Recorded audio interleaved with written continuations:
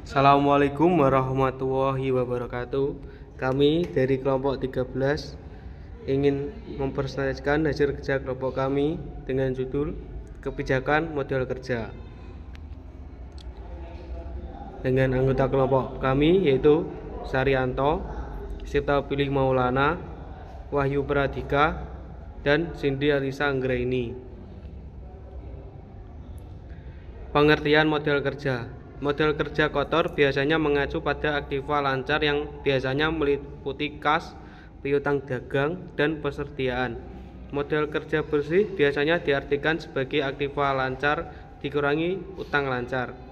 Model kerja bersih operasional biasanya diartikan sebagai aktiva lancar operasional dikurangi utang lancar operasional. Biasanya aktiva lancar operasional mencakup kas, piutang dagang, dan persediaan, sedangkan utang lancar operasional mencakup utang dagang dan utang akrual. Faktor-faktor yang mempengaruhi model kerja. 1.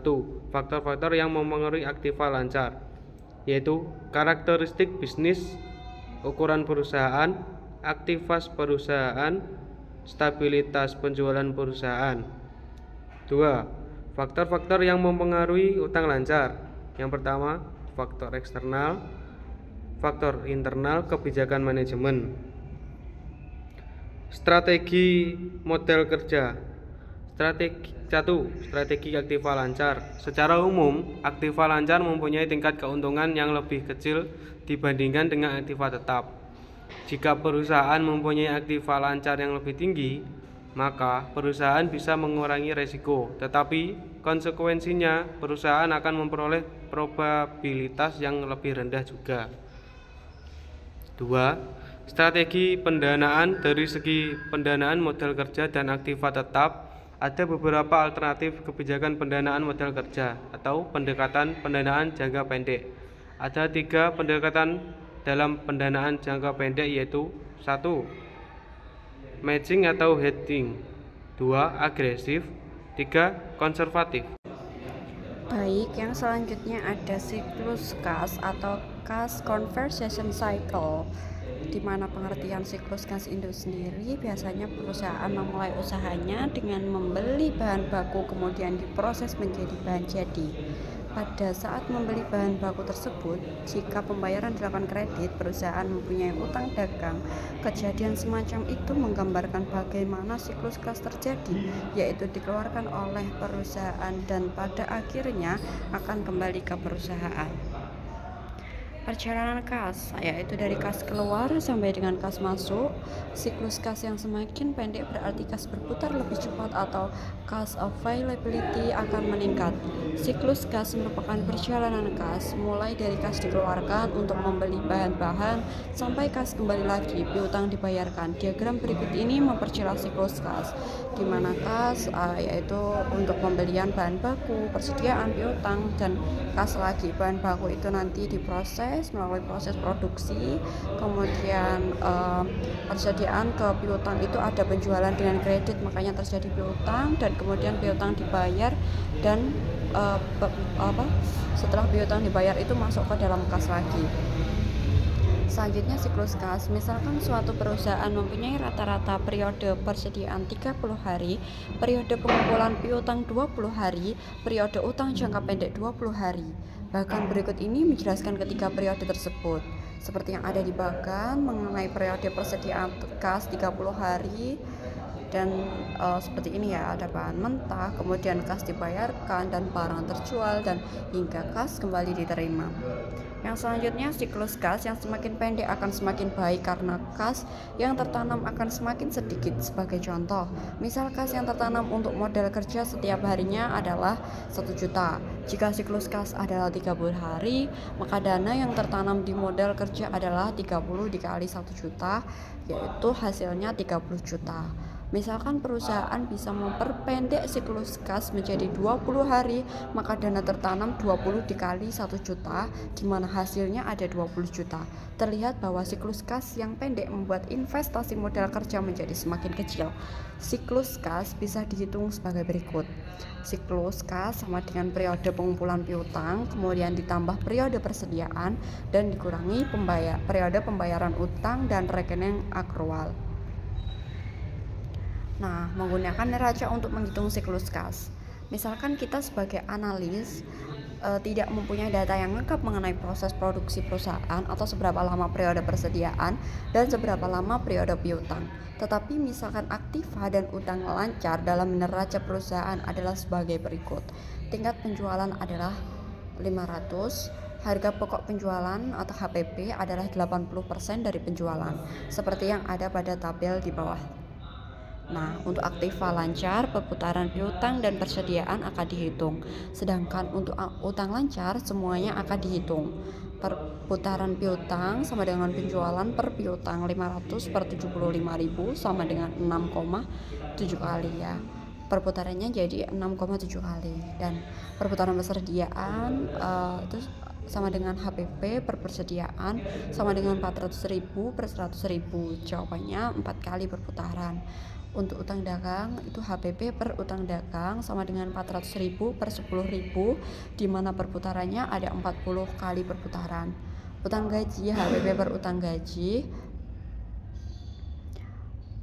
sama dengan 400.000 dikali 10.000 sama dengan 40 kali perputaran. Dan perputaran utang pajak itu HPP per utang pajak itu sama dengan 400.000 per 10.000 sama dengan 40 kali perputaran. Oke, jika kita mengetahui perputaran suatu aktiva atau utang, kita bisa menghitung periode siklusnya. Periode siklus bisa dihitung sebagai berikut ini. Periode pengumpulan piutang 360 per 6,7 yang tadi perputaran ya, sama dengan 54 hari. Untuk persediaan ada 90 hari, utang dagang 9 hari, utang gaji 9 hari, utang pajak juga sama 9 hari. Setelah periode tertanamnya kas untuk setiap aset atau utang bisa dihitung, langkah berikutnya adalah menghitung siklus kas sebagai berikut. Siklus kas sama dengan 54 hari ditambah 90 hari dikurangi 9 hari ditambah 9 hari ditambah 9 hari. Itu sama dengan 117 hari. Menghitung keputusan model kerja. 1. Menghitung kebutuhan model kerja dengan metode perputaran aset. Metode ini mengasumsikan perputaran aset yang konstan. Misalkan, suatu perusahaan mempunyai neraca dan laporan laba rugi sebagai berikut. Menghitung kebutuhan model kerja bersih bisa didefinisikan sebagai aktiva lancar minus utang lancar. Aktiva lancar terdiri atas kas, piutang dagang, dan persediaan. Sedangkan utang lancar terdiri atas utang dagang dan utang wesel. Perputaran masing-masing komponen model kerja adalah sebagai berikut ini. Jumlah setiap komponen model kerja bisa dihitung sebagai berikut ini.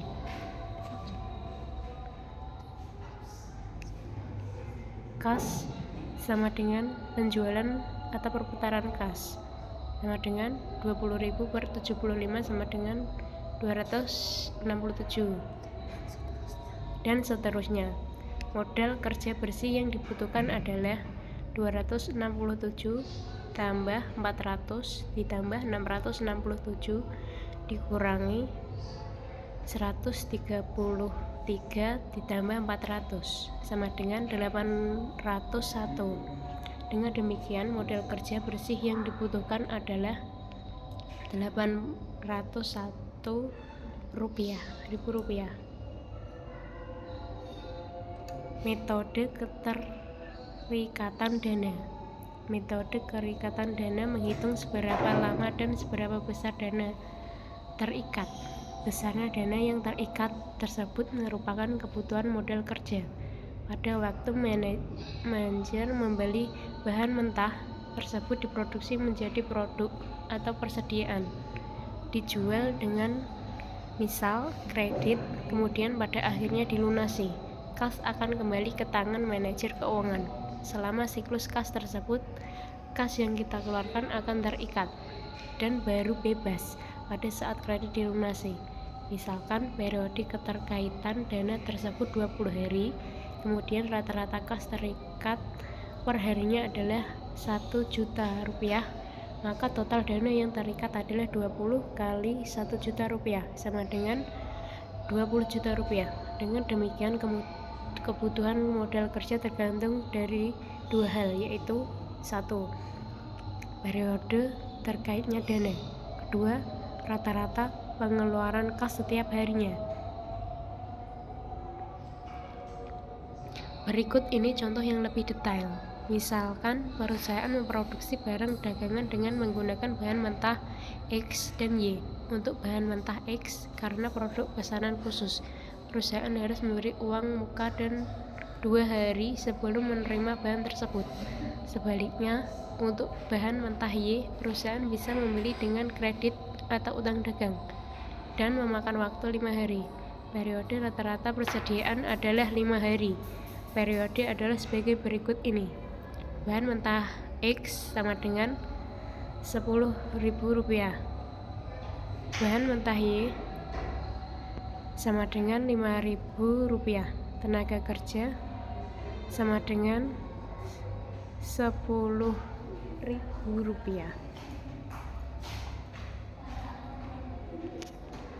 Dan untuk siklusnya atau di dalam suatu bagannya terdapat pada gambar berikut ini.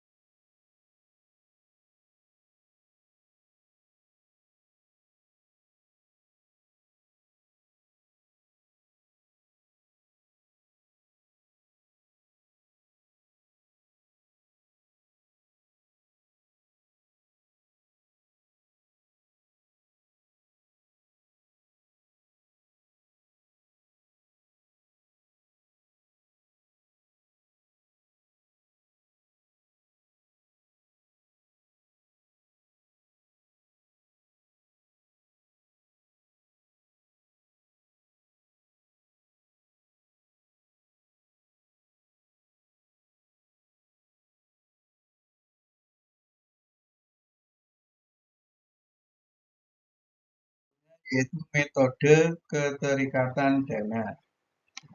Jumlah dana yang terikat untuk ketiga komponen tersebut bisa dihitung sebagai berikut. Bahan mentah X sama dengan 17 kali 10.000 sama dengan 170. Bahan mentah Y 11 kali 5.000 sama dengan 55.000. Tenaga kerja sama dengan 15 kali 10.000 sama dengan 150.000. Alokasi biaya tetap sama dengan 15 kali 4.000 sama dengan 60.000. Jadi total kebutuhan modal kerja yaitu 435.000.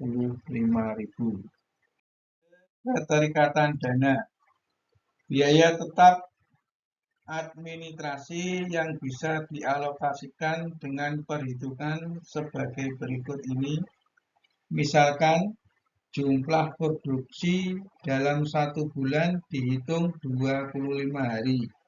Dengan demikian, dalam waktu seharinya, alokasi untuk biaya administrasi adalah Rp4.000 atau 100.000 dibagi 25. Total modal kerja yang dibutuhkan adalah 435.000.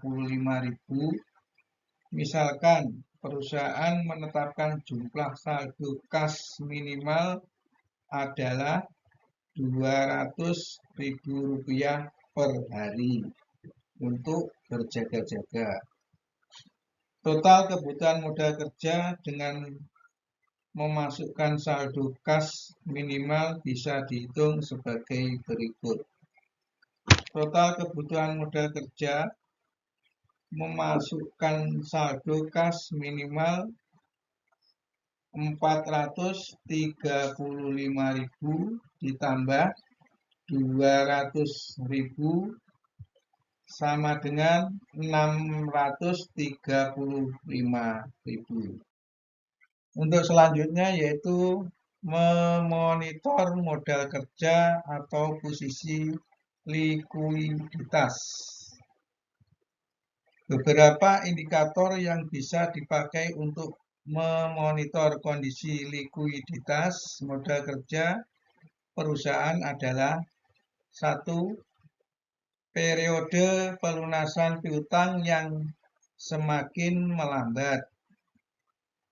Pelunasan piutang yang melambat mengakibatkan dana yang terikat semakin besar dan menurunkan likuiditas perusahaan.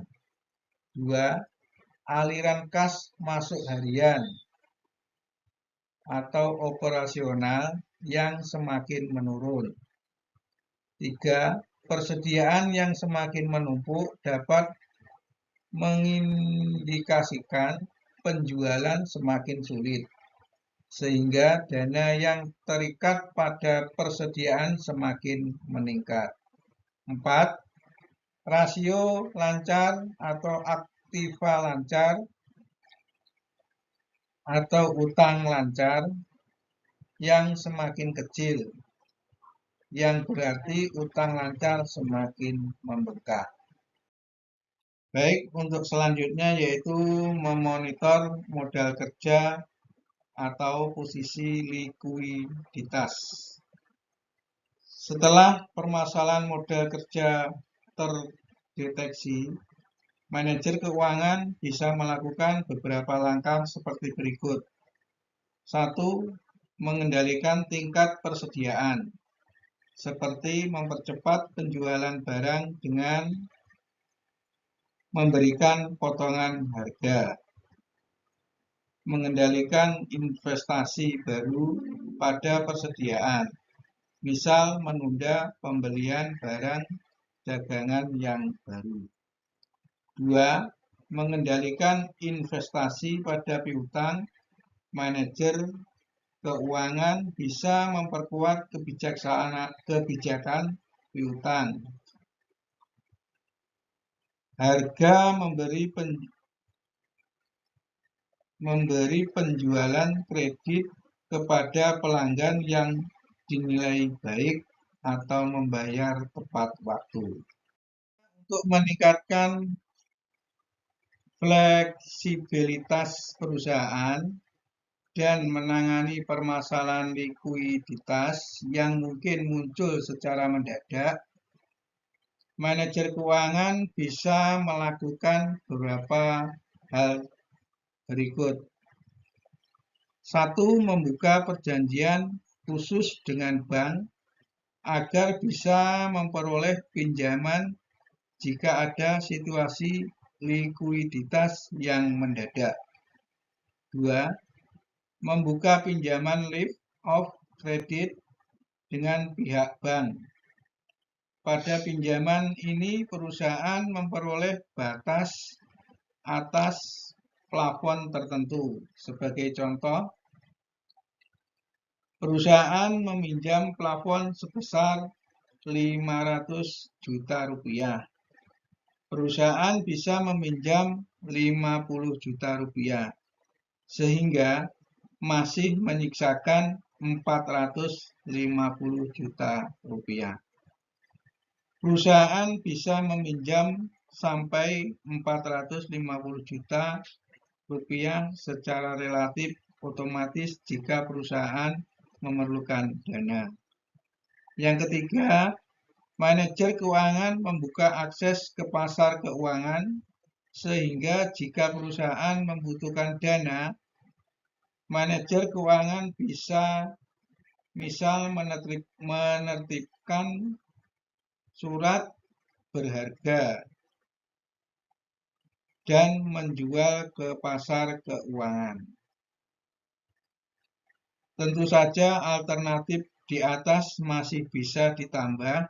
Yang penting dalam penjelasan di atas adalah manajer keuangan mempunyai kemampuan menyesuaikan diri terhadap kebutuhan likuiditas yang mendadak, mempunyai cadangan kas yang cukup jika kebutuhan tersebut muncul. Kemampuan tersebut sering disebut sebagai protective liquidity atau likuiditas berjaga-jaga. Demikian presentasi dari kelompok kami. Kurang dan lebihnya kami ucapkan terima kasih.